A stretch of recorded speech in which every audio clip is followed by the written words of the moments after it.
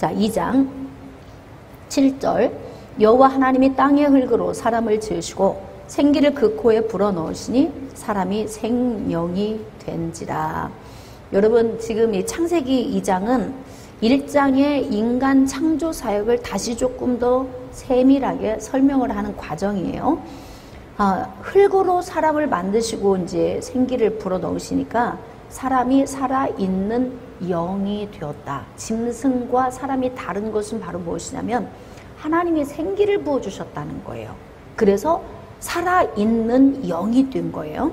자, 8절. 여호와 하나님이 동방의 에덴에 동산을 창설하시고 그 지으신 사람을 거기 두시니라. 자, 이제 우리 성경 지도를 좀 한번 봅시다. 성경 지도를 보면, 자, 지도 3. 지도 3쪽 위에 보면은, 여러분들이 이제 그 지도에 관한 이 그림을 머릿속에 조금 넣어둬야 할 필요가 있어요. 자, 성경 지도 3.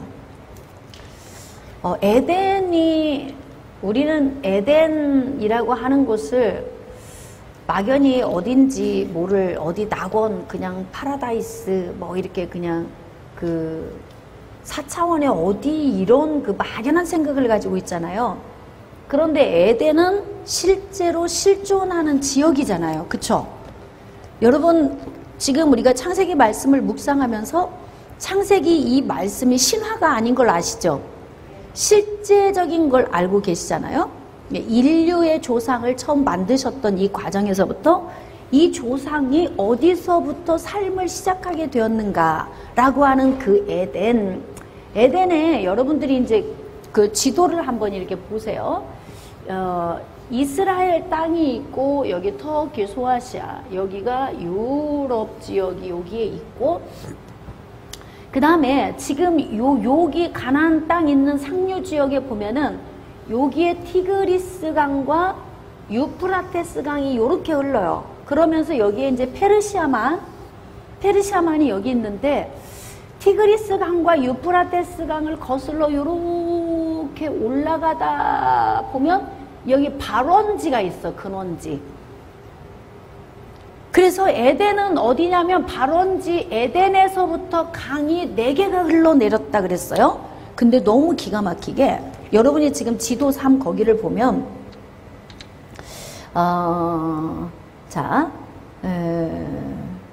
고 바빌로니아 제국이라고 써있는 거기 위에 보면은 강이 10개 파란색으로 쭉 올라가서 티그리스 강 이렇게 위쪽에 있어요. 보여요? 자, 그 다음에 유프라테스 강, 마리 왕국 옆에 유프라테스 강 글씨 보여요? 자, 거기 보면서 쭉 올라가 보세요. 그걸 타고 티그리스 강과 유프라테스 강을 타고 쭉 올라가면 후르족이라고 하는 아라랏산 있는 대로 강이 하나 이렇게 위로, 여기 부분에 위로 흘러내린 데가 있고, 그 다음에 그쪽 위로 또 한 가닥이 또 위로 이렇게 아라랏산 위로 이렇게 흐른 게 있어요. 근데 지금 에덴에다가 하나님이 사람을 그곳에 두었는데 에덴은 어떻게 되었냐면, 일단은 조금 넘어가 봅시다. 8절에서 9절 빼고, 자, 10절. 강이 에덴에서 흘러나와 동산을 적시고 거기서부터 갈라져 내 근원이 되었으니, 그러니까 에덴이라고 하는 이 지역에서부터 갈라져서 강이 4개로 흘러내렸다는 거예요. 4개로 흘러내렸는데 여기가 티그리스 강이고 여기가 유프라테스 강이에요. 근데 나머지 2 강은 지금 현재 이름이 지금 이름하고 똑같진 않은데 4개의 강이 근원이 흘러내린 곳이 있어요. 근데 거기에 뭐냐면 하나는 비손이고 하나는 기혼이고 하나는 힛데겔은 티그리스 강을 이야기해요. 그래서 비손, 기혼, 힛데겔, 유브라데, 그래서 11절에서 14절까지 4개의 강을 이야기하고 있잖아요.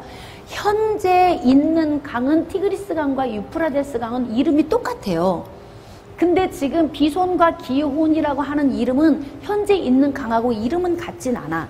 근데 중요한 건 뭐냐면 그 발원지로 쭉 올라가 보니까 거기에서 4개의 그 강이 이렇게 흘러내리는 게 보여요. 그래서 에덴은 어디 지역에 있다? 유프라데스 강과 티그리스 강에 끝나는 지점의 상류 부분이 그 지점이 에덴인 거예요. 에덴. 자, 그래서 그 이제 에덴에 하나님이 사람을 거기에 두셨는데 중요한 건 9절에 여호와 하나님이 그 땅에서 보기 아름답고 먹기에 좋은 나무가 나게 하시니 동산 가운데에는 생명나무와 선악을 알게 하는 나무가 있었더라. 자, 여기 에덴에 있는 여기 동산에 생명나무와 그 다음에 선악을 알게 하는 나무가 함께 여기 있었다. 이제 중요하니까 지금 이걸 기록을 하고 있는 거예요. 자, 15절. 여호와 하나님이 그 사람을 이끌어 에덴 동산에 두어 그것을 경작하며 지키게 하시고, 사람이 기본적으로 하는 일은 뭐냐면 경작하는 일이에요. 기본적으로 땀을 흘리며 일을 하는 건 건강에 좋기 때문에 하나님께서 경작하는 일을 맡기신 거예요. 자, 여호와 하나님이 그 사람에게 명하여 이르시되 동산 각종 나무의 열매는 내가 임으로 먹되 선악을 알게 하는 나무의 열매는 먹지 말라. 네가 먹는 날에는 반드시 죽으리라. 자, 선악을 알게 하는 나무와 생명나무가 있는데 여기에서 금지했던 나무는 선악을 알게 하는 나무예요. 왜일까요? 자, 이유가 뭘까? 왜 생명나무에 대해서는 금지하지 않았을까? 동산 중앙에 있는데 고민해 보셨어요 혹시? 왜 생명을 알게 하는 나무의 열매는 먹지 말라는 금지 조항을 내리지 않았는가? 이미 이들은 생명 안에 거하고 있기 때문에 그런 거예요. 만약에 죽은 상황이라면 생명나무를 먹고 살아날 수 있어요. 자기네들 스스로. 근데 이들은 이미 영원한 존재로 생명 안에 들어있는 존재로 창조되었기 때문에 생명나무를 먹는 것과 아무런 관계가 없어, 이들의 영생에는. 그러니까 이건 금지 조항이 되지 않았던 거예요. 그러나 선과 악을 알게 하는 나무의 열매를 왜 그럼 만들어 놓으셨는가? 이 부분이 하나님의 주권의 영역입니다. 주권. 아담과 하와는 100% 선하게 창조가 됐지만 이미 악이 세상에 존재하고 있어서 언제라도 악이 아담과 하와를 공격해 오면은 악을 알게 되는 경험을 하게 될 수 있는 환경이 이미 주어져 있어요. 이제 3장으로 가면 제가 그 부분을 설명을 할 건데, 그러니까 하나님은 이미 세상에 악이 떠돌고 있는, 마귀가 떠돌고 있는 이 악이 있기 때문에 금지. 예. 그래서 하나님께 순종하며 나아가면 복이고, 그렇지 않으면 이제 악을 경험하게 되는, 그래서 어떻게 되는 거예요? 반드시 죽게 되는 이런 문제가 오는 거죠. 그러니까 하나님께서 마귀가 언젠가는 공격해 올 것을 알고 계시는 거예요. 그러니까 여기에서 이제 사람이 하나님의 말씀을 순종하고 따라가는 것이 복이 아니겠습니까? 자, 그래서 반드시 죽으리라. 여호와 하나님이 이르시되 사람이 혼자 사는 것이 좋지 아니하니 내가 그를 위하여 돕는 배필을 지으리라. 여러분, 하나님께서 6일 동안 천지를 창조하실 때 모든 것이 다 좋다고 그랬어요. 뭐 저녁이 되고 아침이 되니 하나님 보시기에 좋으시다. 하나님 보시기에 좋으시다. 계속 그랬잖아요. 근데 지금 이 2장은 마지막 사람을 창조하신 그 과정을 다시 재해석을 해놓은 거기 때문에 지금 아담을 지어 놓고 생기를 부어서 생명이 되게 하고 하와가 이 땅에 존재하기 전에 선악을 알게 하는 나무는 먹지 마. 반드시 죽을 거야. 그러니까 누구 만드는 거예요? 아담 혼자 만드는 거예요. 나중에 이제 하와가 있을 때 아담이 이 말을 전달해 줘야 하는 거죠. 그런데 이제 하나님께서 아담을 지켜보시면서 안 좋다. 그러니까 아직 천지창조가 6일째 날 완성이 되지 않았어요. 완성되기 전에 하나님이 느낀 감정이 뭐냐면 아담까지 창조해 놓으셨는데 다 보기가 좋은데 보기 안 좋은 게 한 가지가 있는 거예요. 그게 바로 뭐예요? 독처하는 것, 혼자. 여러분이 이걸 잘 기억하셔야 돼요. 사람은 언제 가장 힘드냐면 혼자일 때가 가장 힘듭니다. 제가 여러분들에게 이야기하죠. 매일 아웅다웅 싸우는 남편이라도 있는 게 인생에 사는 맛이 나는 거예요. 먹어야 하니까 챙겨줘야 하고 저 인간하고 막 혼자 이러면서도 뭔가 그 의욕 때문에라도 이렇게 사는, 이게 사람이 사는 맛이 있구나 이런데, 혼자는 아무 의미가 없어요. 인생 여행을 혼자 떠난들 재밌겠어요? 밥을 혼자 먹으면 맛있겠습니까? 어디 뭐 쇼핑을 혼자 가면 재밌겠습니까? 그러니까 사람은 항상 가장 좋은 게 뭐냐면 함께 하는 게 좋은 거예요. 그러니까 하나님께서 천지를 창조하신 그 모든 것 가운데서 가장 하나님의 마음에 걸렸던 게 뭐냐면 아담이 혼자 하고 있다는 거. 이것이 하나님에게 가장 마음이 걸리는 문제였어요. 자, 그래서 하나님이 어떻게 생각하셨냐면, 그래, 짝을, 배필을 만들어 주리라 생각을 하신 거예요. 자, 그래서 19절, 여호와 하나님의 흙으로 각종 들짐승과 공중의 새를 지으시고 아담이 무엇이라고 부르나 보시려고 그것들을 그에게로 이끌어 가시니 아담이 각 생물을 부르는 것이 곧 그 이름이 되었더라. 사람에게는 지정의를 넣어주신 거죠. 지정의를 넣어주셔서 지식적인 부분, 감정적인 부분, 결정을 짓는 부분, 이 부분에 대해서 하나님이 안에 넣어주셨어요. 그래서 이 모든 것을 보면서 감정과 지식으로 평가가 되는 거예요.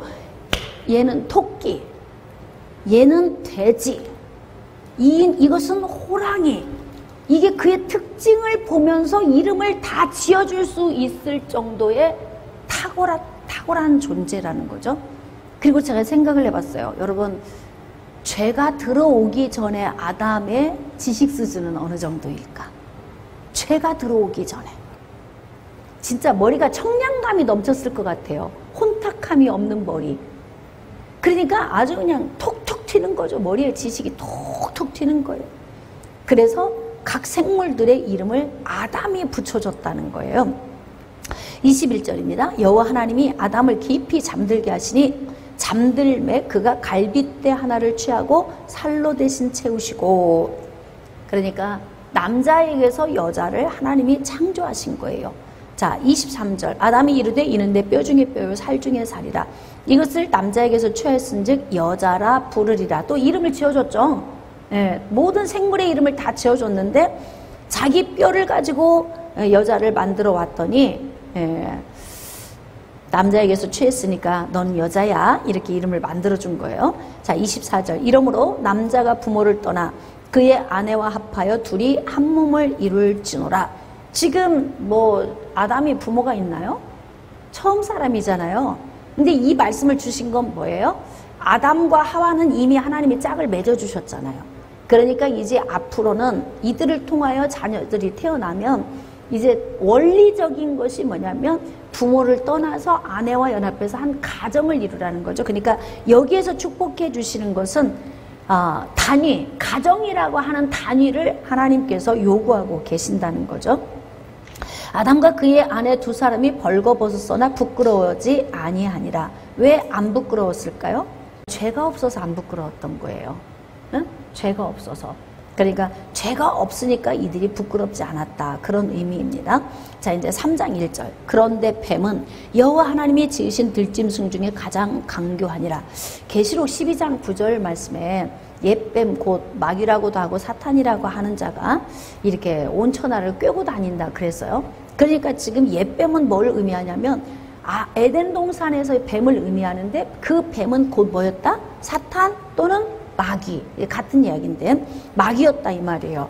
그러니까 그런데 뱀은 여호와 하나님이 지으신 들짐승 중에 가장 강교하니라. 그러니까 마귀가 뱀의 속성을 사용한 거예요. 마귀는 항상 두루두루 다니며 삼킬 자를 찾으러 다니죠. 자, 그러면 이제 갑자기 마귀가 툭 튀어나왔잖아요. 뱀이라고 하는 이 배후에서 조종하고 있는 마귀가 툭 튀어나왔어요. 자, 그럼 마귀는 언제부터 존재하고 있었는가? 이제 이게 궁금해지는 거죠. 천지를 아까 창조하실 때 땅이 혼돈하고 고고하고 흑암이 기품이 있고 그 다음에 흑암이 있고 하나님의 신이 여기에 운행하시는 이러한 상태에 있던 이곳에 누가 존재하고 있었냐면 하나님이 존재하고 계셨고 이미 마귀, 즉 타락한 천사, 천지를 창조하기 이전에 이미 영적 세계에서 일어났던 일이 있었던 거예요. 그래서 마귀가 타락한 천사가 세상으로 쫓겨나서 이 세상에서 배회하고 있는 거죠. 자, 여기서 이렇게 배회하고 있는데 하나님이 이 지구라고 하는 이곳에서도 에덴에서 아담을 여기다가 살게 하신 거예요. 자, 그러니까 마귀는 영적 존재이니까 어딘들 못 가겠습니까? 어딘들 다 갈 수 있죠. 자, 그래서 아담에게 접근을 한 거죠. 아담과 하와에게 접근을 한 거예요. 그래서 이제 뱀은 여호와 하나님이 지으신 들짐승 중에 가장 간교하다 그랬습니다. 자, 뱀이 여자에게 물어 이르되 하나님이 참으로 너희에게 동산 모든 나무의 열매를 먹지 말라 하시더냐. 하여튼 이렇게 와서 자꾸 꼬여가지고 어떻게 해요? 4절 뱀이 여자에게 이르되 너희가 결코 죽지 않아. 그러니까 하나님은 죽는다고 말씀하시는데 뱀은 죽지 않는다고 이야기를 하잖아요. 자, 너희가 그것을 먹는 날에는 너희 눈이 밝아져 하나님과 같이 되어 선악을 알 줄을 하나님이 아심이라. 자, 이걸 왜 이렇게 마귀는 전혀 근거 없는 이야기를 하진 않습니다. 근거를 가지고 옵니다. 근데 약간 헷갈리고 혼란스럽게 하는 거예요. 하나님은 선과 악을 알고 있잖아요. 그쵸? 근데 자, 네가 이걸 먹으면 선과 악을 알게 돼서 하나님처럼 될 걸 하나님이 아시는 거야. 여러분, 선과 악을 안다고 하나님처럼 되는 건가요? 아니잖아요. 그렇게 약간 사람을 미혹하고 유혹할 때에는 이렇게 거짓된 부분을, 진실과 거짓을 살짝 섞어가지고 포장을 해서 마귀가 와. 그래서 이게 분별하기가 참 어렵습니다. 마귀가 올 때에는. 그러니까 말씀 안에 우리가 잘 세워져 있어야 분별을 잘 할 수 있는 거예요. 그래서 선악을 알게 되는 것이 아니라 악을 경험하게 되면서 상대적으로 선을 알게 되는 거예요. 아, 우리가 벌거벗고 있어도 부끄럽지 않았던 건 악이 없어서 그랬구나. 근데 이제 벗었는데 부끄러운 건 이제 오염이 돼서 더러워져서 수치스러워져서 부끄럽구나. 이거를 알게 되는 건데 이 알게 되는 것이 하나님처럼 되는 것은 아닌 거죠. 아닌 거예요. 그래서 이제 자꾸 이 말 때문에 하와가 미혹을 당하게 되는 거예요. 6절입니다. 여자가 그 나무를 본즉 먹음직도 하고 보암직도 하고 지혜롭게 할 만큼 탐스럽기도 한 나무인지라. 여자가 그 열매를 따먹고 자기와 함께 있는 남편에게도 주매 그도 먹은지라.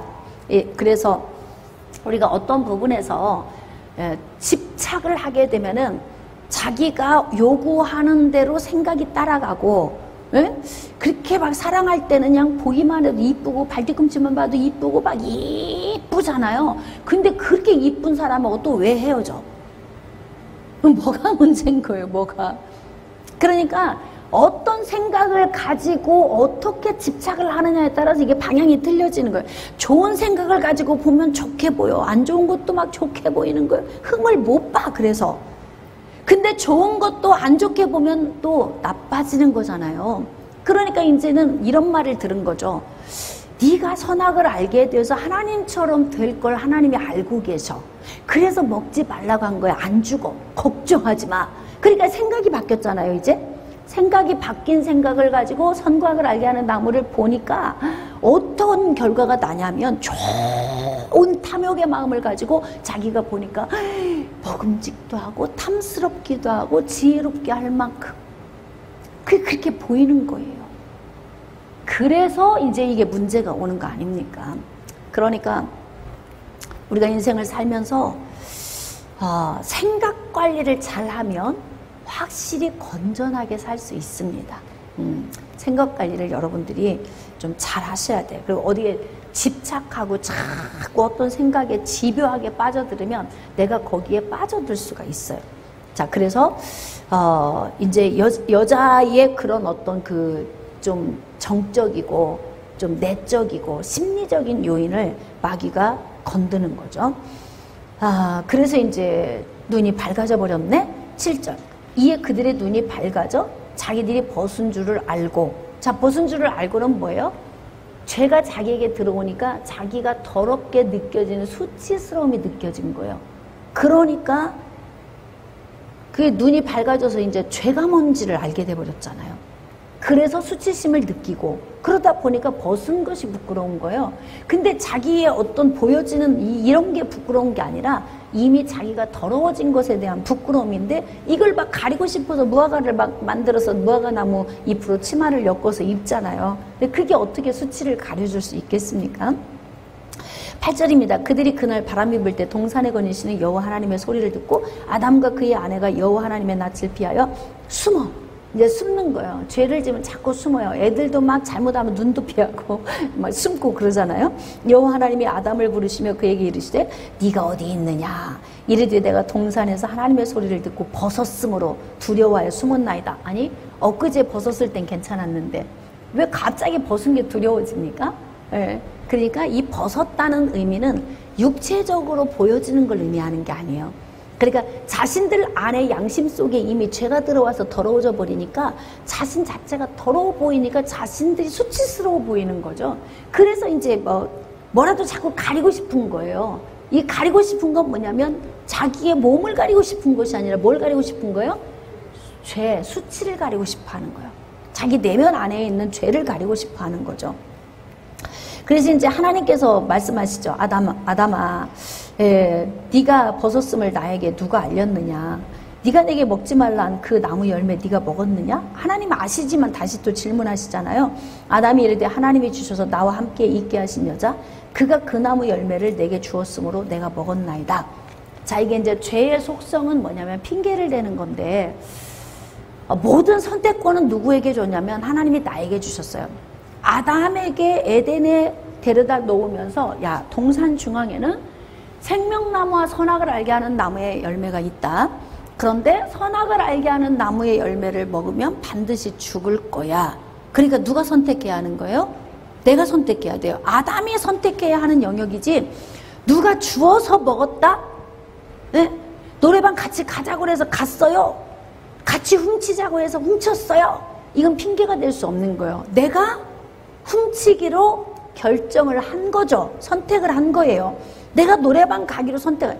너희들이 알아서 가. 난 싫어. 안 가. 난 노래방 같은 데 좋아하지 않아. 이렇게 하고 집으로 갈 수도 있잖아요. 근데 뭐라고 하냐면 친구들이 또 가자고 해서 갔어요. 이거 똑같은 거예요. 응? 그래서 여러분 생각해 봅시다. 뭐 이렇게 애인이 누구를 살인했어. 그럼 옆에 있는 애인이 같이 또 유기하고 막 들고 할 때 무거워서 혼자 못하니까 함께 도와주고 이번에도 그런 사건이 있었잖아요. 그러잖아요. 그러면 어떻게 해요? 도와달라고 해서요. 생각을 해야지. 내가 여기서 같이 하면 나도 같이 근데 그런 생각을 못하는 건지 이게 사람들이 순간에는 그냥 저 사람이 사랑하는데 안 됐어 막 이런 마음에만 그냥 있어서 뭐 도와주고 그러기도 하겠지만 그러니까 이게 범죄하게 되면 죄의 속성이 바로 뭐냐면 죄의 속성은 자꾸 나를 가리려고 하는 속성이 있어요. 내 문제가 아니야, 네 문제야. 그래서 대부분 다 이 땅에서 살면서 싸우는 문제가 전부 네가 문제지 내가 문제가 아니야. 이것 때문에 싸우는 거죠. 당신이 조금만 부지런했더라면, 조금만 깔끔했더라면, 조금만 애들 잘 양육했더라면 뭐 자기는 다 잘했대.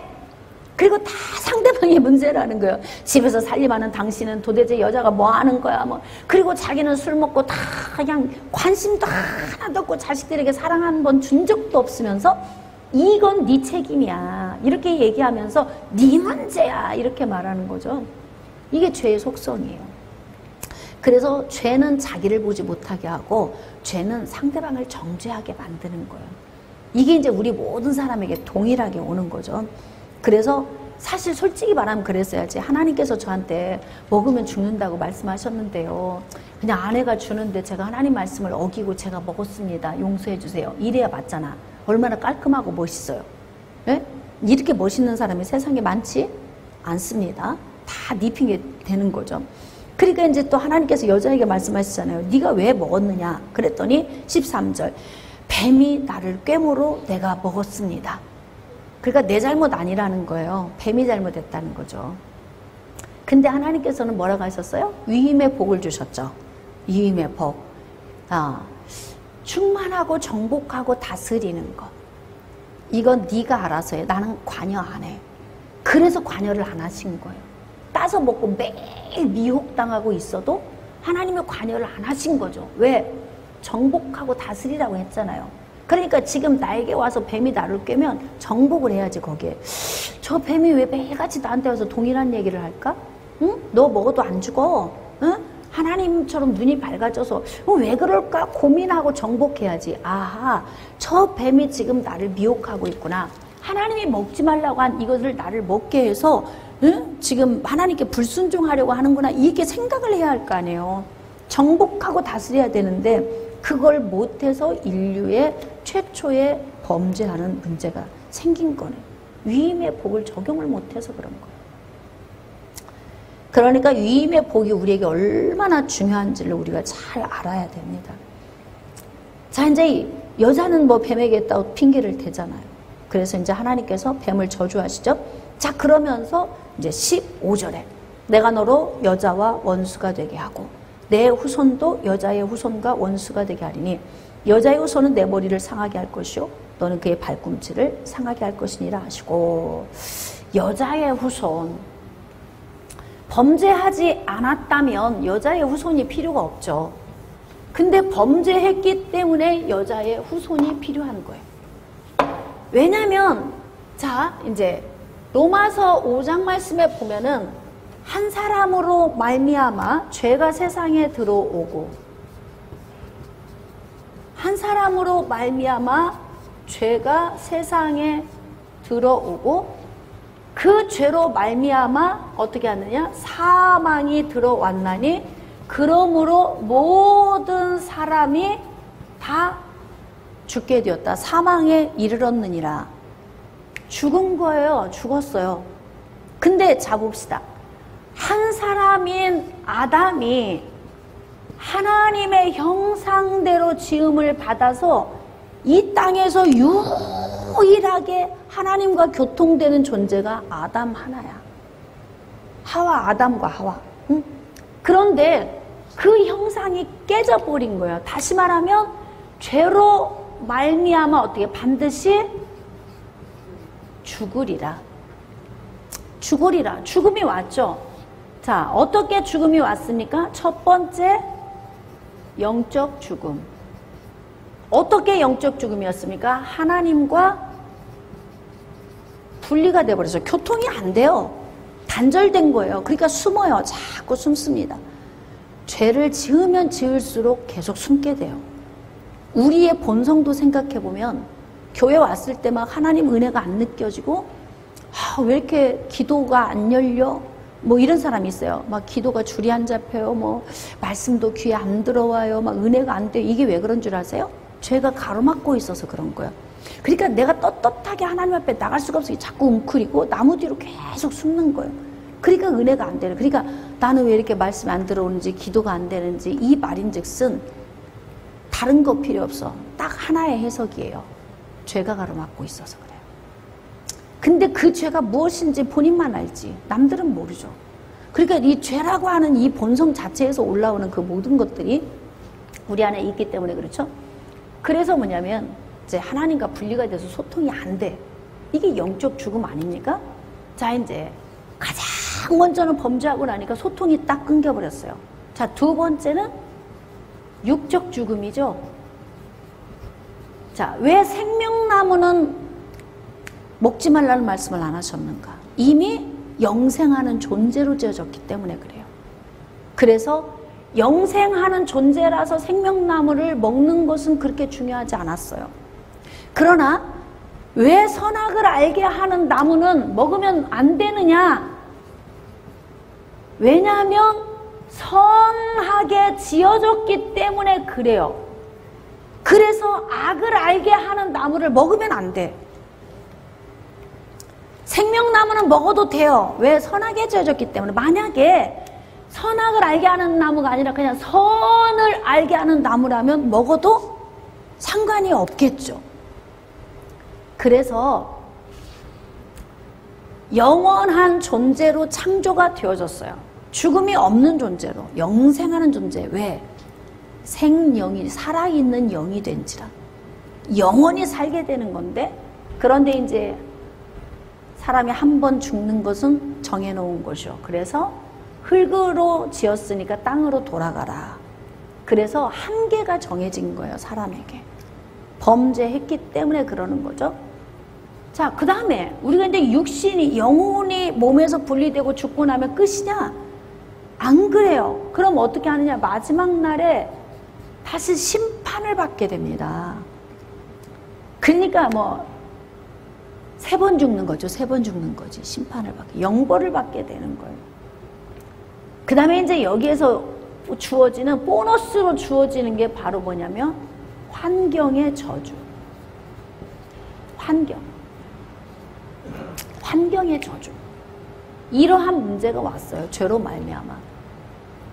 자, 그런데 하나님께서 하나님의 형상대로 지어진 아담을 너무 사랑하시기 때문에 그 사랑을 다시 회복하기 위해서 하나님이 바로 준비해 놓으신 작정. 이게 바로 뭐예요? 작정은 계획이라는 의미죠. 이게 하나님의 이 작정이 바로 뭐냐면 창세기 3장 15절인 거예요. 하나님의 작정. 그래서 이 하나님의 작정에서 등장하는 이 등장인물이 바로 누굽니까? 여자의 후손. 자, 여자의 후손이 이 땅에 오신 것은, 마귀의, 하나님의 아들이 오신 것은 마귀의 일을 멸하려고 이 땅에 오신 거예요. 마귀가 한 일이 뭐예요? 마귀는 죽음의 세력을 잡고 있는 자예요. 죽음의 세력. 그래서 죽음의 세력을 잡은 마귀에게서 죽음의 권세를 깨뜨리시고 다시 하나님의 백성을 찾아내기 위해서 이제 이 땅에 오실 분. 자, 그런데 왜 여자의 후손이냐? 여자의 후손이냐? 범죄한 죄인을 구출하기 위해서는 의로운 자, 의인이 필요한 거예요. 죄가 없는 자가 필요해요. 근데 이 땅에서 앞으로 아담을 통해 태어나는 모든 사람은 다 죄인이에요. 왜? 죄가 세상에 들어와 버린 거예요. 이 말은 뭐냐면 죄가 유전된다는 의미예요. 그리고 유전된 죄 때문에 이 땅에 태어난 모든 사람은 다 죽은 상태에서 태어나는 거예요. 그러니까 어렸을 때 아기가 만약에, 자, 여러분에게 질문해 볼게요. 아기가 2살, 3살 때 정말 죄도 모르고 죄도 별로 지은 적도 없어. 나쁜 짓도 안 했단 말이에요. 그런데 정말 불의의 사고로 아이가 사망을 했어요. 예수를 알지 못하고 갔어요. 천국 갈까 지옥 갈까? 네?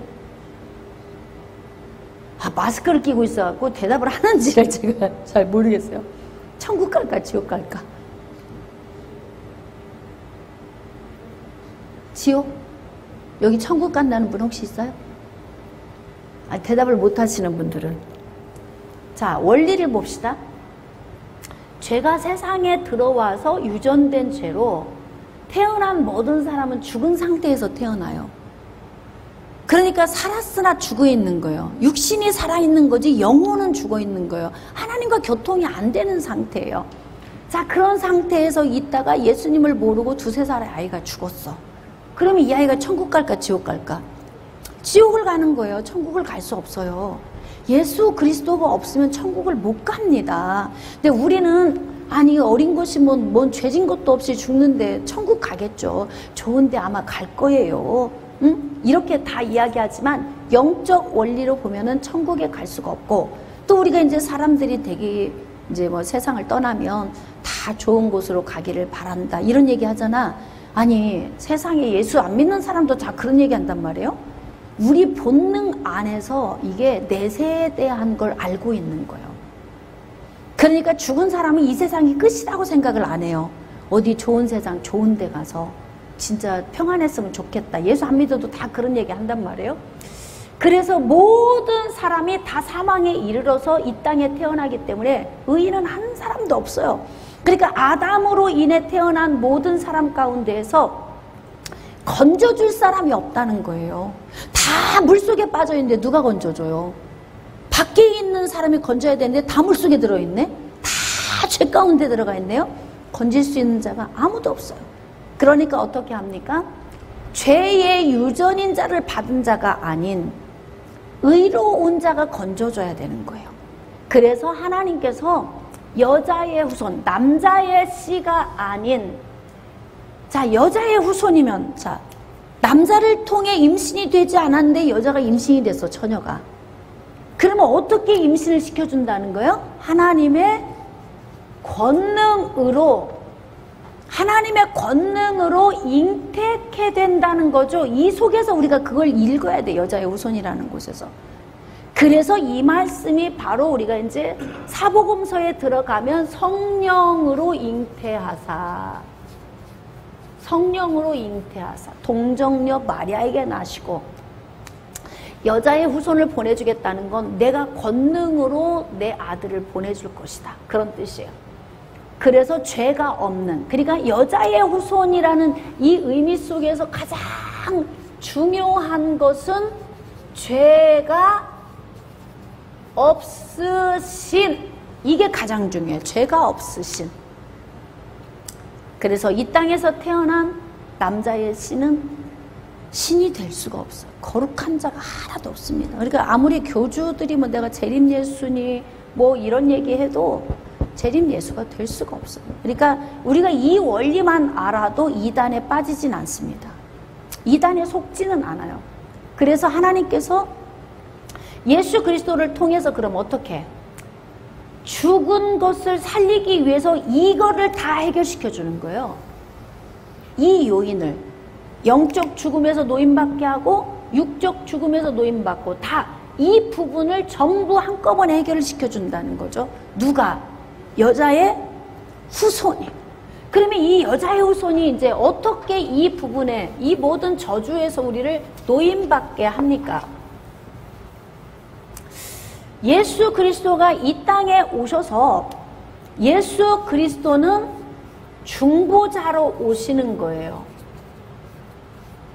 우리의 죄를 대신 지는 거죠. 그래서 대신 지고서 어떻게 하느냐? 우리를 의롭다 인정받을 수 있는 존재로 만들어줘요, 예수님이. 그래서 예수님이 우리를 위하여 대신 우리 죄를 지시고 중보자가 되어서 어떻게 하느냐? 예수 그리스도를 믿는 믿음을 가지고 나가면 첫 번째, 영이 살아납니다. 영이 살아나요. 자, 그러면서 두 번째 어떻게 하느냐? 육신적인 죽음은 반드시 오지만 마지막 날에 어떻게 하는 거예요? 부활함으로 다시 우리를 살려주시는 거예요. 자, 그리고 심판날에 어떻게 합니까? 심판을 받지 않게 하시는 거예요. 자, 그러면서 환경의 저주로 온 질병과 가난, 예수님이 채찍에 맞음으로 우리가 나음을 입었도다. 그리고 부유하신 자로서 가난하게 되시면 그의 가난함을 인하여 우리로 부욕케 하려 하심이라. 그러니까 비록 우리가 육신의 삶에 가난이 있지만 우리의 심령 안에 이 넘치는 은혜를 주셔서 가난에 대한 이걸 느끼지 못하고 살게 하는 거예요. 그리고 우리의 몸이 연약할 때 예수님 안에서 우리를 강건하게 해주시는 그런 은혜를 주신다는 거죠. 그래서 여자의 후손을 통해서 우리를 이렇게 이제 회복을 시켜 주시는 거죠. 자, 이제 뱀에 대해서 이렇게 이제 우리가 나눴습니다. 자, 그러면서 이제 여자의 후손에 대한 부분을 나눴고, 그 다음에 이제 저주를, 환경의 저주를 받게 되는데 16절, 또 여자에게 이르시되 내가 내게 임신하는 고통을 크게 더하리니 네가 수고하고 자식을 낳을 것이며 너는 남편을 원하고 남편은 너를 다스릴 것이니라. 원리예요. 영적 원리. 그러니까 남자를 머리라고 바울은 이야기를 하잖아요. 남자는 머리이다.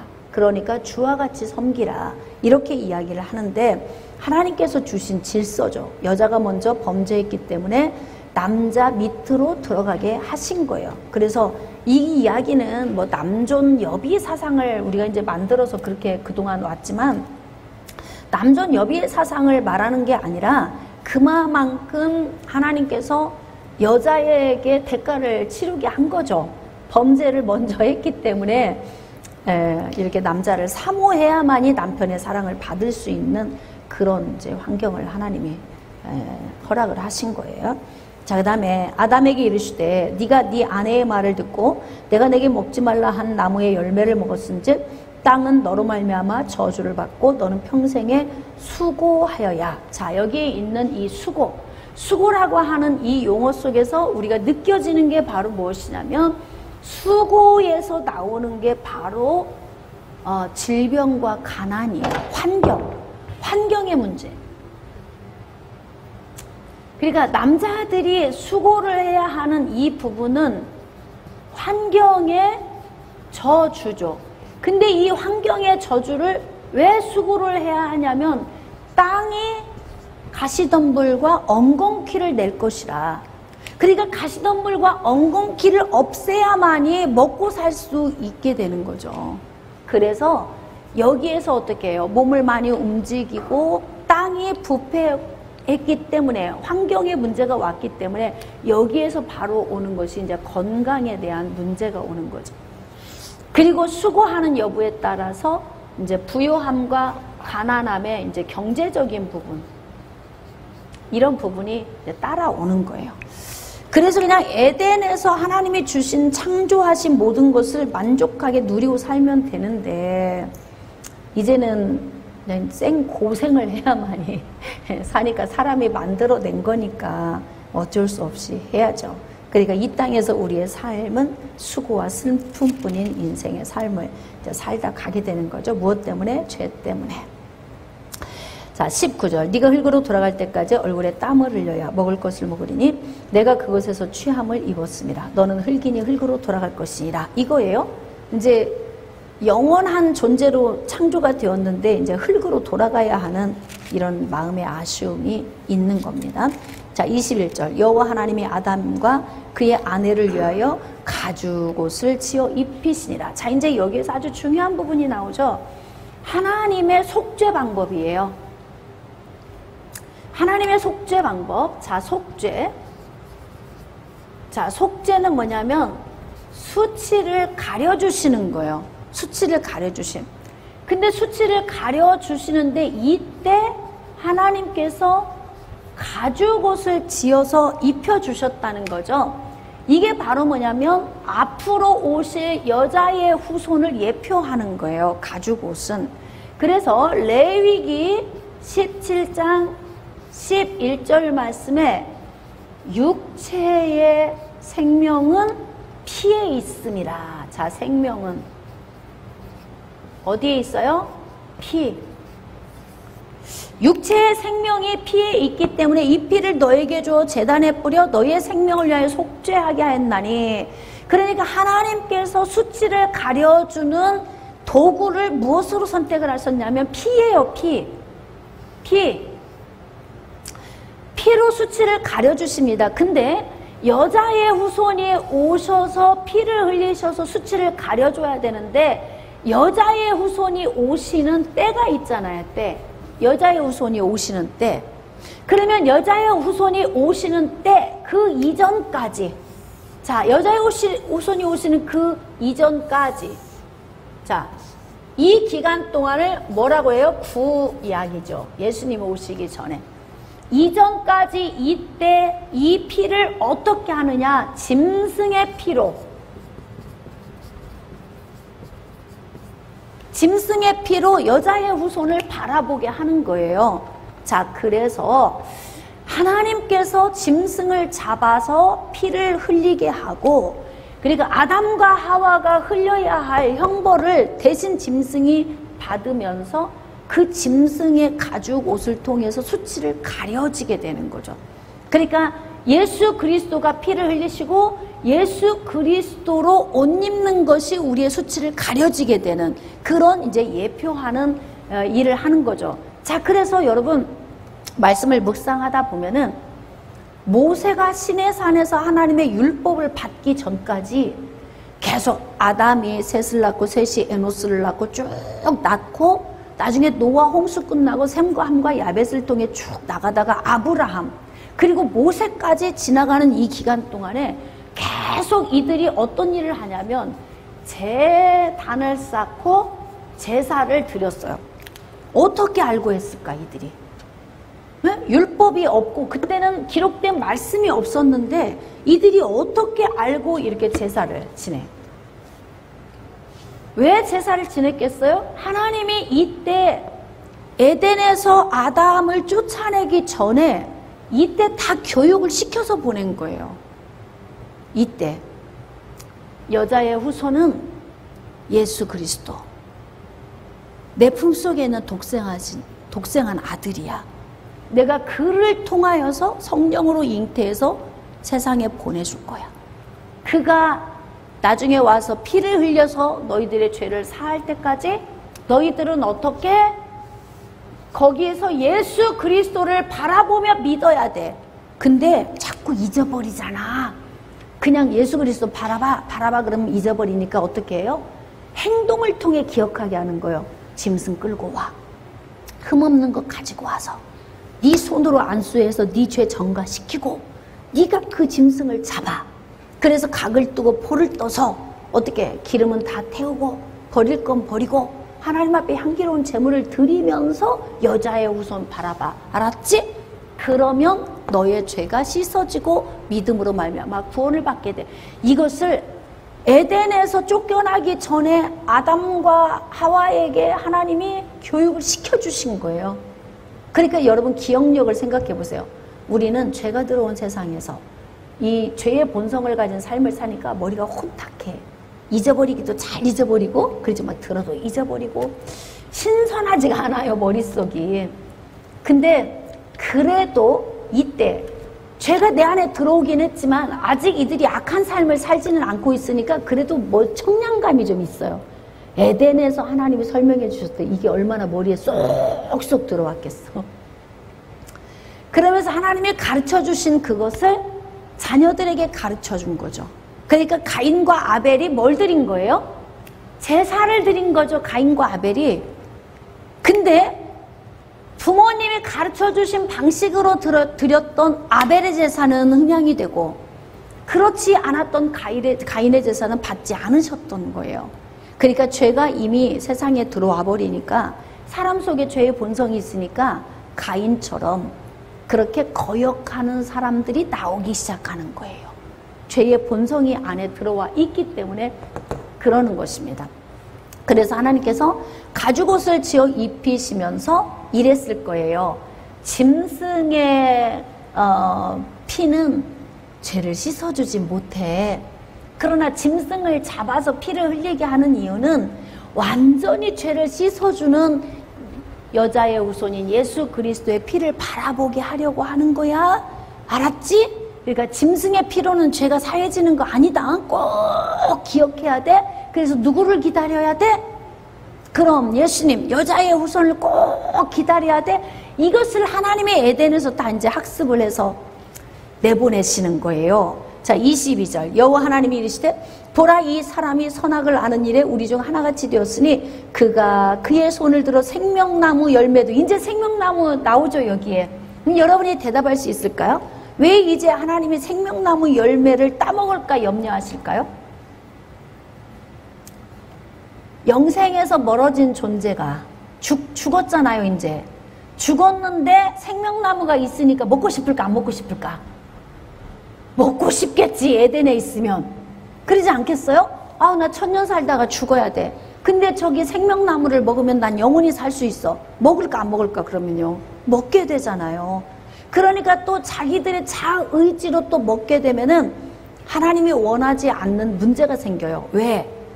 죄인들은 자기 스스로 살아날 수 있는 방법이 없는데 유일하게 생명나무 열매를 먹으면 살아나. 그러면은 어떻게 해요? 인간이 하나님의 권위를 넘어서 버리는 문제가 생기는 거예요. 그래서 에덴에서 쫓겨나는 거예요. 무엇 때문에? 생명나무가 있기 때문에 쫓겨나는 거예요. 그리고 결국은 생명나무이신 예수님을 준비해놓고 이 나무이신 예수님을 먹어야, 믿음으로 먹어야, 그래야 영생을 얻도록 하나님이 준비를 해놓으신 거예요. 그러니까 생명나무 열매도 따먹고 영생할까 하노라 하고, 예. 사람 스스로가 자기 스스로 영생을 선택할 수도 있었다는 거죠. 에덴에서는. 근데 이제 생명나무 밖으로 나온 이후로는 자기 스스로 영생을 얻을 수 있는 방법이 있다 없다? 없는 거예요. 에덴에서 쫓겨나온 이후에는 스스로 살 수 있는 방법이 없어요. 여호와 하나님이 에덴 동산에서 그를 내보내어 그의 근원이 된 땅을 갈게 하시니라. 이같이 하나님이 그 사람을 쫓아내시고 에덴 동산 동쪽에 그룹들과 두루 도는 불칼을 두어 생명나무의 길을 지키게 하시니라. 자, 그럼 잘 생각해 봅시다. 아까 티그리스강과 유브라데스강 안에 여기 있는 티그리스강, 유브라데스강, 또 기혼과 비손이라고 하는 이 네 개의 그 강이 발원했던 근원지인 여기 에덴이라고 하는 이곳에서 쫓겨나왔어요. 쫓겨났고 어떻게 했느냐? 에덴을 다 두루도로 화영검으로 지키는 거예요. 왜 지켜요? 자, 이유가 뭐예요? 왜 지켜? 생명나무 열매가 있어서 그래요. 생명나무가 있어서. 지키지 않으면 언제라도 와서 따서 먹고 스스로 영생할 수 있게 돼요. 그러면 하나님의 작정, 여자의 후손을 통해서 구원을 받아야 하는 이 계획이 다 무산되는 거예요. 그러니까 하나님께서 어떻게 하느냐? 이 생명나무를 언제 때에, 하나님의 때에 보내주실 계획을 세우시고 여기를 다 철저하게 막아놓으셨어요. 에덴의 그 땅이 지금 여기 근원 어디인데 하나님은 알고 계시죠. 우리는 알 수가 없어요.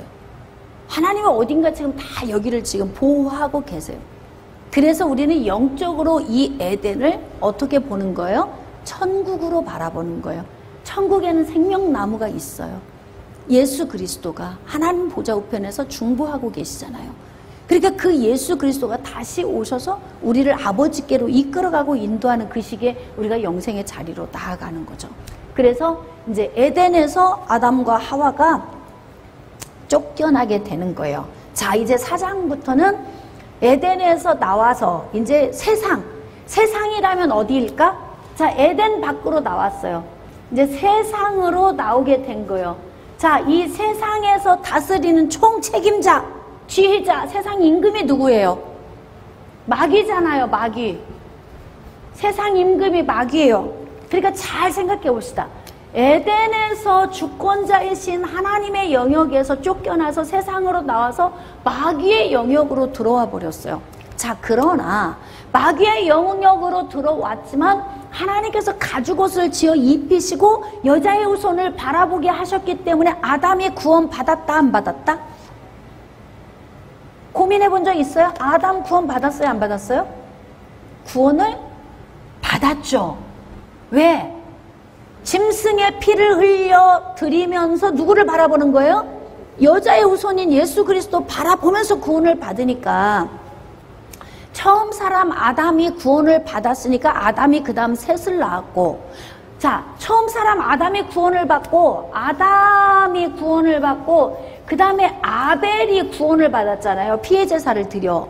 근데 가인이 죽였잖아요. 그래서 아벨 대신에 누구를 주신 거예요? 셋을 주신 거죠. 그러니까 아담의 계보에 아담이 셋을 낳고 셋이 에노스를 낳고, 이게 계보에 들어간 사람들은, 이 사람들은 무슨 제사를 드린 거예요? 그럼요, 피해 제사를 드리면서 누구를 바라본 거예요? 예수 그리스도, 여자의 후손을 바라봐서 이들은 구원을 받았기 때문에 예수 그리스도의 계보에 들어간 거예요. 그러니까 이제는 세상으로 나와서 마귀가 통치하고 다스리는 영역에 살지만, 그래도 세상에서도 구분된 하나님의 백성으로 사는 거죠. 자, 세상으로 나왔는데 이 안에 내가 여기에 있어요. 근데 나는 빛의 사람이에요. 여기는 어둠이에요. 그래서 이 세상은 어떤 일이 벌어지냐면 영적 싸움을 싸우게 되는 거예요. 그러니까 베드로전서 5장 8절과 9절 말씀에 근신하라 깨어라 너희 대적마귀가 우는 사자같이 돌아다니며 삼킬 자를 찾나니 너희는 믿음에 굳게 서서 저를 대적하라. 할렐루야. 이 원리를 여러분이 보면 지금 우리는 이 세상에서 살고 있어요. 이 세상은 마귀가 지금 임금 노릇을 하고 있어요. 물론 예수님께서 오셔서 머리를 깨뜨려 부셨어요. 그러니까 죽음의 권세를 깨뜨리고 예수님이 부활하시고 승천하시면서 마귀의 힘은 거의 빠져 있지만 아직도 마귀의 권세는 살아 있습니다. 예수님이 재림해서 오실 때까지. 자, 그렇기 때문에 우리는 예수님이 오시는 그날까지 깨어서 영적 싸움을 싸워서 승리하는 삶을 살아야 되는 거예요. 자, 이제 이런 곳에 나와서 이 세상에 나와서 아담과 하와가 한 몸을 이루고 이제 여기에서 가인과 아벨을 출산하게 됩니다. 그러니까 자녀를 어디서 출산한 거예요? 에덴에서 쫓겨나와서 세상에서 출산을 하게 되는 거예요. 아담이 그의 아내 하와와 동침하매 하와가 임신하여 가인을 낳고 이르되 내가 여호와로 말미암아 등남하였다 아니라. 그러니까 가인은 이 땅에서 사람을 통해 태어난 처음 사람인 거예요. 아담과 하와는 하나님의 창조에 의해 만들어진 사람이고 가인은 사람에 의하여서 처음 태어난 사람. 자, 이제 그 다음에 그가 또 가인의 아우 아벨을 낳았는데 아벨은 양치는 자였고 가인은 농사하는 자였더라. 왜 지금 이들의 그 직업을 여기다가 지금 기록하고 있냐면 직업에 의해서 인생이 살기가 쉬워져. 자기의 처해진 그 안에서 자기의 영역 안에서 살기가 쉬워지죠. 가인은 농사 짓는 사람, 아벨은 양치는 자. 자, 이것을 기록하신 이유는 뭐냐면 너희들이 어떠한 상황과 환경, 어떠한 직업, 어떠한 이유를 불문하고 너희들의 상황과 환경에 의해 핑계대지 마. 가인이 농사지은 자이기 때문에 곡식을 드렸기 때문에 합당하냐? 아니에요. 아벨이 양치는 자였기 때문에 짐승을 잡아 드렸기 때문에 그는 당연히 그럴 수밖에 없었잖아요. 그래서 점수를 더 따느냐? 전혀 그건 아니라는 거예요. 그게 나의 환경의 여부를 떠나서 내가 농사 짓는 자이든 양을 치는 자이든 상관없이 어떤 자이든 하나님께 드리는 이 제사는 반드시 피해 제사여야 된다는 거예요. 반드시 피해 제사. 여러분, 제사를 왜 제사 제도를 누가 만드셨어요? 하나님이 만드셨죠. 우리가 지금 드리고 있는 뭐 조상 제사니 다 이런 거는 마귀가 흉내를 낸 거예요. 제사라고 하는 이 용어는 원래 하나님이 제사 제도를 만드신 거예요. 이게 하나님이 특허를 내신 단어인데 이게 마귀들이 더 강력하게 쓰죠. 마귀의 힘이 더 강한 것 같아. 모든 걸 보면, 이 세상의 삶을 보면 더 그래요. 제사를 드리는 이유는 죄인이 하나님께 나아가는 방법이에요. 이게 제사예요. 근데 제사에 반드시 필요한 것이 바로 무엇이냐면 제물이 필요하죠. 제물. 그래서 하나님께서 너희들의 죄를 사함받고 나한테 와야 돼.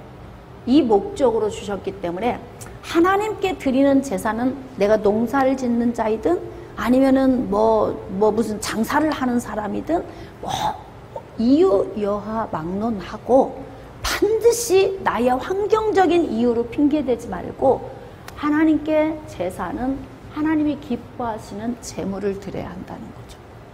그러니까 가인이 곡식을 드리고 아벨이 짐승을 드렸는데 하나님께서 아벨이 드린 제사를 흥행하셨어요. 근데 이 흠양하신 것을 히브리서 11장 4절에 뭐라고 기록되어 있냐면 아벨은 짐승으로 제사를 드림으로 인하여서 그 제물로 인하여서 증언을 하신다는 거예요. 이게 그 제물로 확증을 한다는 거죠. 자, 히브리서 11장 4절.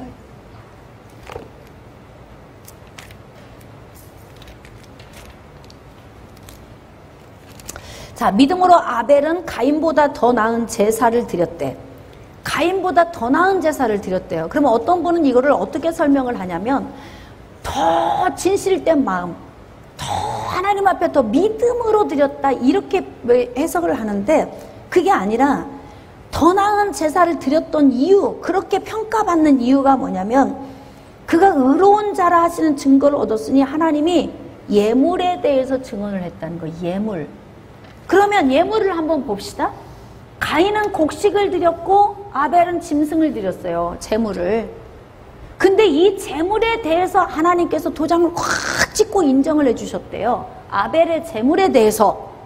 근데 그렇게 하셨던 이유는 바로 뭐냐면 피의 제사를 통한 누구를 바라본 거예요? 여자의 후손 예수 그리스도를 바라보는 제사였기 때문에 이 짐승에 대하여 증언이 된다는 거예요. 그래서 우리가 구약 시작하면서부터 이렇게 예수 그리스도에 관한 이 복음이 먼저 시작되고 곳곳에서 우리는 예수 그리스도를 보게 되는 거예요. 자, 그래서 이제 세월이 지난 후에 가인은 땅의 소산으로 드렸고 아벨은 양의 첫 새끼와 기름으로 드렸더니 여호와께서 아벨과 그의 제물은 받으셨으나 가인과 그의 제물은 받지 아니하신지라. 그랬더니 가인이 몹시 분했다는 거예요. 가인의 분노. 저는 이제 이 부분에 대해서 설교를 많이 했는데 가인의 분노는 어떤 분노냐면요, 자기 죄 안에서 오는 분노예요. 사람들이 되게 있잖아요. 사람과 사람의 관계성 속에서 자기가 실수를 많이 하거나 수치를 당하거나 자기 부족한 부분이 많잖아요. 그것 때문에 분노가 많이 오를 때가 많아요. 상대방이 굉장히 밉게 느껴지는 게 저 사람의 문제가 아니라 내 문제 때문에 미울 때 그런 경험 해보셨어요? 어때요? 저도 그런 마음 느끼는데 그게 이제 저 사람 문제가 아니야. 근데 저 사람 둘 사이에서 내가 너무 부족하고 내가 너무 더럽고 내가 문제인 게 드러났어. 그건 남들은 몰라. 이제 나만 아는 경우도 있잖아요. 왜? 근데 괜히 내 속에서 상대방이 막 미워지는 거예요. 저 사람 잘못이 아닌데도. 그래서 제가 느끼는 거죠. 아하, 내 안에 있는 수치나 내 안에 있는 죄악됨이 크게 부각되면 부각될수록 이게 다른 상대방에게 표출이 되는구나, 강하게. 그게 바로 뭐냐면 가인의 분노인 거예요. 그러니까 하나님이 지금 가인의 제사를 받지 않으신 것에 대해서 분노가 일어나요. 첫 번째, 가인의 이 분노는 하나님에 대한 분노예요.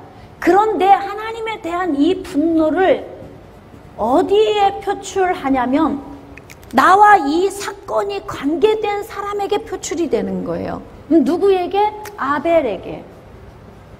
이렇게 생각해 봅시다. A와 B가 이제 있어요. 아이가 둘 있다고 봅시다. 근데 얘는 이쁜 짓을 했더니 칭찬을 받았어. 근데 얘는 이제 꾸중을 들은 거예요. 예, 꾸중을 들은 거야. 근데 이 꾸중을 한 엄마가 밉잖아. 그쵸? 근데 얘는 누구한테 짜증을 내? 칭찬 들은 애한테 짜증을 내. 없으면 막 쥐어받고 막 경쟁심을 가지고 막 미워하고 막 싫어하고 다른 데 가서 막 비난하고 막 이러는 거예요. 그래서 이제 이게 가인의 분노라고 하는 것은 결국 자기 안에 있는 이 죄가 계속 상대방에게 분노로 표출되는 거. 그래서 이제 분해서 안색이 변한다. 자, 여호와께서 가인에게 이르시되 네가 분하여 하면 어찌 됨이며 안색이 변하면 어찌 됨이냐. 이 말씀은 뭐예요? 네 문제잖아. 네 문제. 네 문제인데 왜 네가 누군가를 향해 분노를 가져? 왜 나에게 또는 왜 아벨에게 분노를 가지는 거야? 자, 7절. 네가 선을 행하면 어찌 낯을 들지 못하겠느냐. 즉 선을 행하지 못했다는 거죠. 그럼 선을 행하지 못했다는 얘기는 뭐예요? 하나님이 원하시는 방식의 제사를 네가 안 드린 게 문제지 아벨의 문제가 아니잖아. 아벨은 내가 원하는 대로 했기 때문에 내가 받아준 거고 너는 원하지 않았기 내가 원하지 않는 방식으로 드려서 내가 안 받은 건데 왜 네가 분해하느냐. 지금 이렇게 말씀하고 계신 거예요. 자, 선을 행하지 아니하면 죄가 문에 엎드려 있느니라. 그러니까 가인은 항상 범죄할 수밖에 없는 환경 안에 머물러 있어요. 죄가 문 앞에 엎드리고 있잖아요. 그래서 어떻게 자꾸 죄를 짓게 만든다는 거죠. 근데 왜 선을 행하지 않기 때문에 이 말을 다시 바꾸면 하나님이 원하시는 방식대로 내가 살지 않고 있기 때문에 죄가 문 앞에 웅크리고 있어서 계속 가인을 미혹한다는 거예요. 그게 죄를 지을 수밖에 없는 환경에 놓이게 누가 했다? 자기 스스로가 했다는 이야기잖아요. 그런데 어떻게 해요? 죄가 너를 원한다. 죄가 네 문 앞에서 웅크리고 있지만 그러나 내가 너를 사랑하기 때문에 너한테 당부한다. 네가 죄를 다스렸으면 좋겠다. 근데 가인이 죄를 다스리지 못해요. 자기 안에 있는 이 분노 자체가 지금 죄잖아요. 자, 그런데 하나님께서는 죄를 다스리라고 부탁을 하셨는데 8절입니다. 가인이 그 아우 아벨에게 말하고 그들이 들에 있을 때 가인이 그의 아우 아벨을 쳐 죽이니라. 참 희한해요. 아벨의 순교. 아벨의 순교. 예, 아벨은 최초의 순교자예요. 왜? 하나님을 온전히 예배한 것 때문에 죽임을 당한 거예요. 최초의 순교자 아벨. 그래서 세상에서는 이렇게 억울한 죽음도 있을 수 있고 하나님 은혜 안에 붙들려 살면 비방받을 수 있고요. 내가 하나님 말씀대로 뜻대로 살면 괜히 나를 미워해서 시기질투하면서 옆에서 이렇게 가인의 분노를 가지고 나를 돌로 쳐 죽이려고 하는 사람들이 있을 수 있다는 거예요. 자, 그래서 이제 가인은 유리하는 자가 된다는 거죠. 자, 16절. 가인이 여호와 앞을 떠나서, 자, 이제 여호와 앞을 떠났다는 건 뭐예요? 이탈되었다. 하나님에게서 이탈된 거예요. 자, 하나님에게서 이탈된 게 하나님의 문제인가 가인의 문제인가? 가인의 문제죠. 가인의 문제예요. 하나님에게서 이탈돼 그냥 하나님 앞을 떠나버리는 거예요. 왜? 자, 하나님에게 거절당한 그 상처를, 그 분노를 아벨에게 적용을 시키고 그리고 난 다음부터는 하나님 앞에 갈 수가 없는 거야, 본인이. 그러니까 결국은 자기 속에서 어떻게 하는 거예요? 하나님을 떠나는 게 내가 편한 거죠. 하나님을 안 보는 게 내가 편한 거예요. 아예 그냥 잊어버리고 사는 게 편한 거예요. 그러니까 교회 오면 계속 심령이 찔리고 아프고 근데 하나님이 원하는 방식으로 못 살면 어떤 경우는 아예 떠나버려서 더 오히려 세상으로 나가버리는 그런 경우가 있고 어떤 사람은 이런 얘기를 하더라고요. 아우 저는 부러운 사람이 있는데요. 그래서 어떤 사람인데 그랬더니 늙어서 예수 앞에 오는 사람이 부럽다는 거야. 나는 그게 늙어서 예수님 앞에 오는 사람 나는 그게 뭔 말인가 했더니 실컷 세상에서 누릴 거 다 누리고 그래도 구원받고 가는 사람이 그렇게 부럽다고 어떤 청년이 그런 얘기를 하더라고. 그래서 아 그래 청년의 때에 그래 이성적인 생각으로 그런 생각을 수학적 공식으로 그런 생각을 할 수는 있겠지만 그러나 그렇게 산 인생이 무슨 복이 있겠어요. 예? 세상에 나가서 사는 인생이. 근데 이제 여호와 앞을 이렇게 떠났다잖아. 그래서 어떻게 해요? 에덴 동쪽 놋 땅에 거주하였더니 그러니까 놋 땅, 놋이라고 하는 지역 그 지명이 있는 곳 옆에가 에덴이 있었다고 하는 거잖아요. 자, 아내와 동침하며 그가 임신하여 이제 쭉쭉쭉쭉 나왔어요. 그러면서 20절 아다는 야발을 낳았으니 그는 장막에 거주하고 가축을 치는 자의 조상이 되었고 그러니까 가축을 친다는 것은 굉장히 경제적으로 풍요롭다 그런 의미가 들어있고 자 그의 아우의 이름은 유발이니 그는 수금과 퉁소를 잡는 모든 자의 조상이 되었다. 그러니까 이들은 그 즐기는 것 누리는 거 있잖아요. 그런 부분에 대해서도 상당히 많이 발달이 되어 있었다. 실라는 두발가인을 낳았으니 그는 구리와 쇠로 여러 가지 기구를 만드는 자요. 그러니까 여러 방편으로 경제적인 것이나 문화적인 것이나 이 모든 부분이 굉장히 발달을 했어요. 그러니까 특징이 뭔 줄 아세요? 하나님을 떠난 자들에게 특징이 뭐냐면 번성한다는 거야. 왜 번성하느냐? 위임의 복을 엄청 열심히 적용을 하는 거예요. 응? 하나님 떠났지 복 주실 분 없지. 그러니까 어떻게 내가 노력해야 되잖아요. 피땀 흘려 노력을 하는 거예요. 그래서 잘 되는 거예요. 자, 그러면 우리는 하나님이 도와주시니까 우리는 위임의 복을 적용을 안 해야 되느냐? 그래서 우리는 이렇게 세상 사람보다 못한 영향력을 못 끼치는 자로 사는 거예요. 그러니까 우리도 세상으로 나간 사람들만큼 위임의 복을 잘 적용하면서 하나님 은혜 안에 살면 얼마나 탁월하겠어요. 따블로 탁월하겠죠. 근데 우리는 뭐냐면 하나님이 계셔. 그러니까 그냥 우리는 그냥 은혜로 살면 돼. 그렇게 하고 노력을 안 하는 것이 문제인 거예요.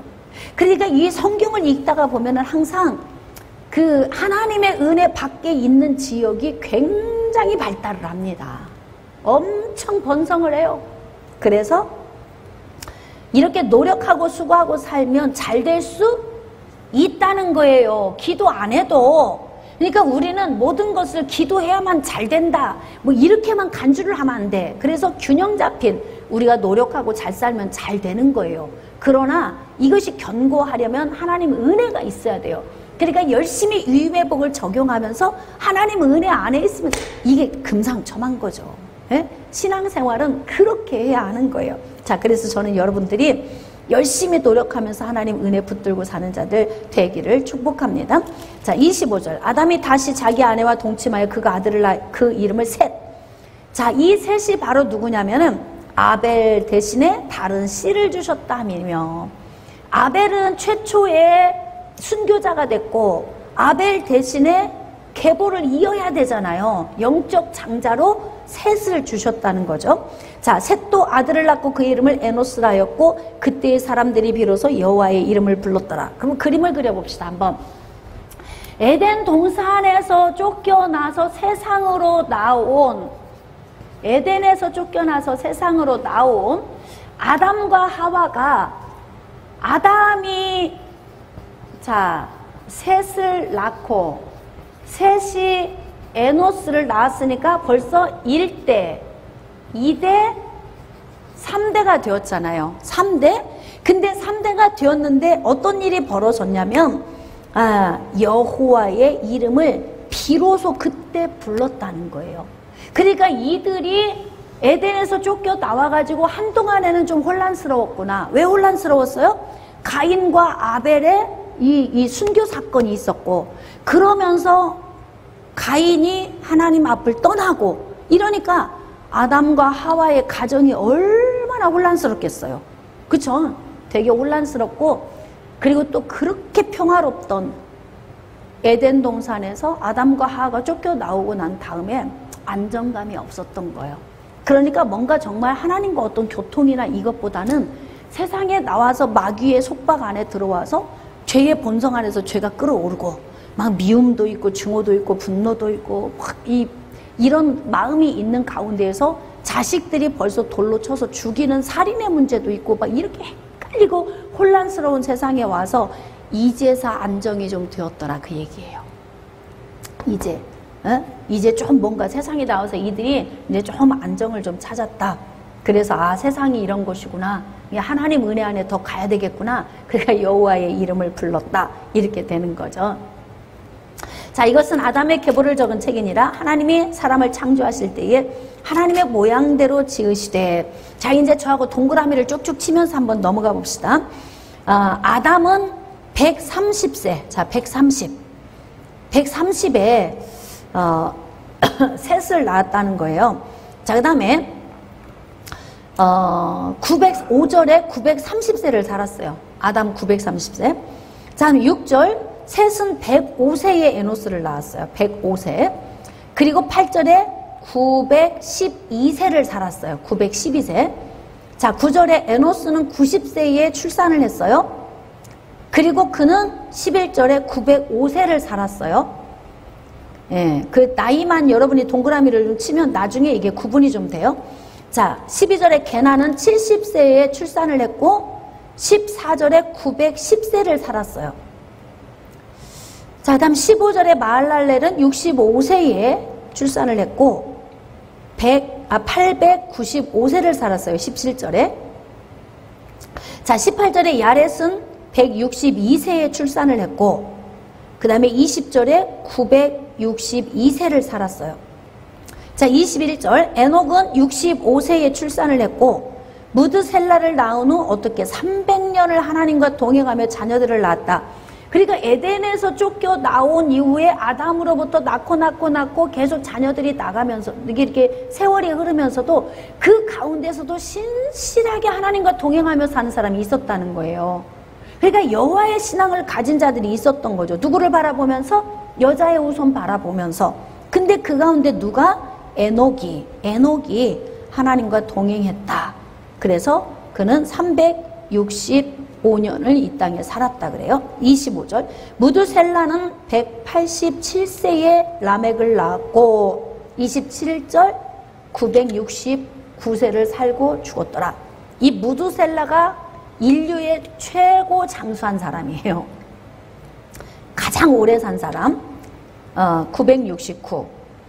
자, 28절 라멕은 182세에 아들을 낳았고요. 31절에 777세를 살고 죽었어요. 자, 그리고 32절 노아는 500세 된 후에 셈과 함과 야벳을 낳았더라. 그러니까 노아가 출산이 엄청 늦었죠. 그러니까 이 사람들이 생각해 보세요. 자, 무드셀라가 969세를 살았고 대부분 노아의 홍수 이전까지는 거의 대부분이 900년대를 살았단 말이에요. 자, 그래서 어마어마하게 번성을 한 거죠. 6장 1절 사람이 땅 위에 번성하기 시작할 때에 그들에게서 딸들이 나니 하나님의 아들들이 사람의 딸들의 아름다움을 보고 자기들이 좋아하는 모든 여자를 아내로 삼는지라. 자, 이 말은 영적인 의미로 우리가 이해를 해야 돼요. 자, 사람이 땅 위에 번성했대. 그러니까 연년생으로 또 2년 터울로 3년 터울로 900년 살면서 약 자녀를 700년간 낳는다고 생각해 보세요. 그러면 뭐 어마어마하죠. 그러니까 막 번성을 했다는 거예요. 그들에게서 딸들이 나니 이 딸은 여자를 의미하는 게 아니에요.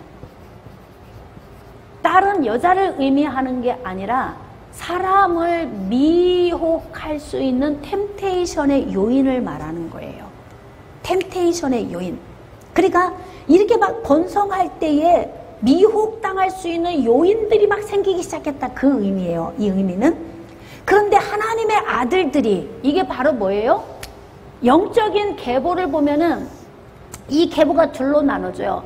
하나는 어떤 계보냐면 아담의 계보, 또 하나는 가인의 계보예요. 그래서 아담의 계보는 하나님의 은혜 안에 서 있는 자들이고 가인은 이탈된 계보예요. 이탈된 계보. 자, 그렇기 때문에 이 두 개로 쭉 영적인 계보가 흘러내려요. 그래서 아담의 계보를 하나님의 아들들, 하나님의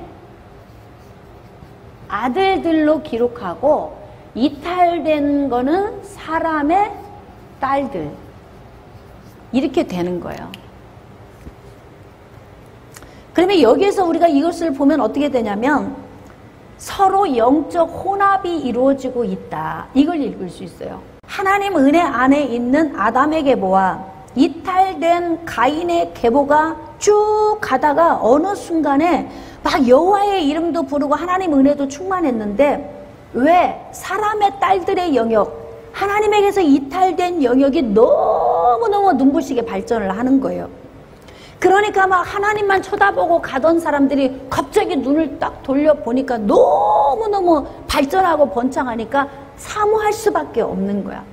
그래서 어떡하느냐? 하나님의 아들들이 어디로 들어가요? 사람의 딸들에게로 들어가는 거예요. 이해가 되십니까? 이건 그래서 문자적인 해석이 아니라 이건 영적인 해석으로 잘 해야 돼. 그래서 하나님의 아들들이 이탈된 가인의 계보에 번성함, 발전함, 경제의 눈부심, 이것 아름다움을 보고 자기들이 좋아하는 모든 여자를 아내로 삼는지라. 즉 영적인 사람이 영적이지 않은, 쉽게 말하면 그리스도인이 비그리스도인과 연합되는 것처럼 여기는 벌써 보면은 하나님의 아들들이 자기들이 좋아하는 비그리스도인 불신자들에게로 마음을 뺏기고 있다. 그래서 자기들이 좋아하는 모든 여자를 아내로 삼는지라. 이탈된 영역에 있는 그런 이방인들과 혼합을 하게 된다 의미예요. 여호와께서 이르시되 나의 영이 영원히 사람과 함께하지 아니하리니 이는 그들이 육신이 됨이라. 자, 육신이 된다는 이야기는 뭐예요? 범죄하는 존재다. 그러니까 육신 안에 죄의 본성을 가지고 범죄하는 삶을 살게 되기 때문에 아유 난 진짜 인간들하고 함께하고 싶지 않아. 하나님 지금 이렇게 말씀하시는 거예요. 그러나 그들의 날 120년 남았어. 기회가 120년이야. 이거는 인간의 연수의 기준이 아니에요. 그러니까 지금 영원히 저들과 함께 안 할 건데 어떻게 120년 후에 내가 그들과 함께 안 할 거야. 그러니까 120년까지는 유예 기간을 주고 그 기간 동안에 나에게 돌아올 수 있는 기회를 주되 안 오면 그때는 내가 다 멸망시키겠어. 지금 그 말씀이세요. 그래서 120년은 앞으로 멸망하기 전에 하나님이 주신 유턴해서 돌아올 수 있는 기간이 120년인 거예요. 4절입니다. 당시에 땅에는 네피림이 있었고 그 후에도 하나님의 아들들이, 자, 영적인 사람들이 사람의 딸들에게, 이방인들에게 들어와 자식을 낳았다. 영적 혼합. 그러니까 영적 혼합이 이루어졌을 때 누가 태어나냐면 용사들이 태어났다는 거예요. 영적 혼합이 이루어졌네. 신자와 불신자가 연합을 하면 영적 용사가 아니라 용사가 태어난다는 거예요. 거인, 네피림. 그런데 그 의미는 바로 뭐냐면 폭발적으로 파워풀한 사람이 태어나는 거예요. 위력을 가진 사람, 타락에 가속이 붙는 사람이 태어난다는 거지. 영적인 사람과 이방인과 혼합이 되면, 영적 혼합이 이루어지면 그 안에서 괴물이 탄생을 하는 거예요. 그래서 네피림이 있었다는 거죠. 용사들, 고대의 명성 있는 사람들이었더라. 명성이 뭐야? 이름을 날리는 사람. 여러분, 하나님 안에 있으면 자기 이름을 날리고 싶어 하지 않아요. 하나님을 높여드리고 싶지. 이방인들의 특성은 뭐냐면 명성을 날리고 싶은 거예요. 그러니까 요즘 전 세계에서 일어나는 일 보세요. 정의가 뭔지, 진실이 뭔지 필요 없어. 내 이름, 내 명성이면 거짓에도 합류하고 악한 데도 합류하고 진실처럼 꾸며서 다 그렇게 마음이 가는 거예요. 그게 인간, 죄악된 인간이 사는 세상에서 일어나는 일이니까 인간들 사이에서 일어나는 일을 너무 기대하지 마세요. 여기에서는 이렇게 어마어마한 명성 있는 사람들이 만들어져요. 그러니까 영적으로 혼합하는 일이 이렇게 위험하다니까. 네. 5절입니다. 여호와께서 사람의 죄악이 세상에 가득함과 그의 마음으로 생각하는 모든 계획이 항상 악하다. 항상 악하다. 왜요? 본질적으로 죄의 본성이 안에 시스템이 장착되어져 있어서 선할 수가 없는 거예요. 자, 우리 안에 있는, 자, 선악과 속에 있는 선은 선한 것인가? 선악과 속에서 나오는 선이 선한 것입니까? 선악을 알게 하는 이 나무 열매를 따먹고 선과 악에 내가 들어간 존재가 돼버렸어요. 그 안에서 나오는 건 선한 것이 하나도 없는 거예요. 죄의 본성에서 아니 뭐 어디 가서 남을 도와주고 또 뭐 양로원 가서 고아원 가서 막 착한 일하고 좋은 일하고 했다고 그게 선한 게 아니에요. 그게 만약에 선한 것이라면 그걸 통해 구원을 받아야 되는 거예요. 응? 근데 선하지 않다는 건 우리가 무엇으로 아느냐? 그것으로 구원을 못 받는다는 거지. 그래서 그게 선한 것이 아닌 거예요. 그래서 우리는 무엇으로만 선할 수 있느냐?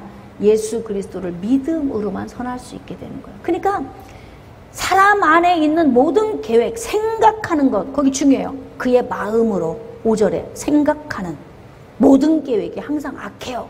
그러니까 사람을 기대하면 된다, 안 된다? 안 된다. 사람을 의지하고 바라보는 것도 안 된다. 실망만 안겨줄 뿐입니다. 그래서 하나님께서 땅 위에 사람을 지으셨으면 한탄하사 마음에 근심하시고, 뭐 그러면 하나님이 왜 뭐 지어놓으시고 왜 이렇게 또 한탄도 하고 근심도 하시고, 그러면 하나님은 전지전능하지 않으신가? 그게 아니고 하나님의 심리적인 이 마음, 인간을 보면서 누리고 싶은데 이렇게 지정의를 넣어줬더니 이것을 잘못 사용하고 있는 인간을 보면서 마음 아파하시는 이거를 인간식으로 이제 저자가 모세가 받아서 이렇게 기록을 한 거죠. 자, 그래서 하나님이 뭐라고 하십니까? 7절입니다. 내가 창조한 사람을 내가 지면에서 쓸어버리되 사람으로부터 가축과 기는 것과 공중에서 다 하여튼 뭐 호흡하는 모든 걸 다 쓸어버리겠다는 거예요. 자, 그런데 8절. 그러나 노아는 여호와께 은혜를 입었더라. 이게 기가 막힌 거예요. 자, 모든 사람이 다 범죄해서 다 죽었어요. 그런데 그 모든 사람 가운데 노아에게 은혜를 부어주셨다는 거예요. 왜? 이유가 무엇일까요? 이유가 안 들려요. 하여튼 예수 그리스도에 대한 계획이 있잖아요. 예수 그리스도에 대한 계획이 있는데 이 계획을 이루셔야 하잖아요. 그러니까 어떻게 해요? 이 계획을 이루시기 위해서 노아 하나를 남겨놓으신 거예요. 은혜를 주신. 그러니까 노아는 오셔야 될 예수님 때문에 살아난 사람. 노아가 의로워서가 아니에요. 노아는 의롭다 함을 얻은 자이지 노아 스스로 의로운 자가 아니에요. 물론 이 땅에서 사는 삶이 사람마다 좀 달라서 저 사람은 더 좀 다른 사람보다 나은 좀 주님이 보실 때 좀 나은 삶을 살 수는 있지만 의로운 자가 될 수는 없어요. 내 삶 속에서. 그런데 하나님의 특별 계획은 변경이 된다, 안 된다? 특별 계획은 변경되지 않아요. 특별 계획은 없어지지도 않습니다. 그러니까 어떻게 해요? 다 모든 생각하는 것이 악하니까 인간을 다 쓸어버리고 싶어요. 쓸어버리고 싶은데 하나님의 특별 계획은 변경되거나 무효화될 수가 없으니까 이 특별 계획, 즉 창세기 3장 15절을 이루시기 위해서 하나님께서 특별히 노아와 그의 가족을 남겨놓으신 거예요. 그래서 예수 그리스도 때문에 은혜를 입은 자가 바로 노아입니다.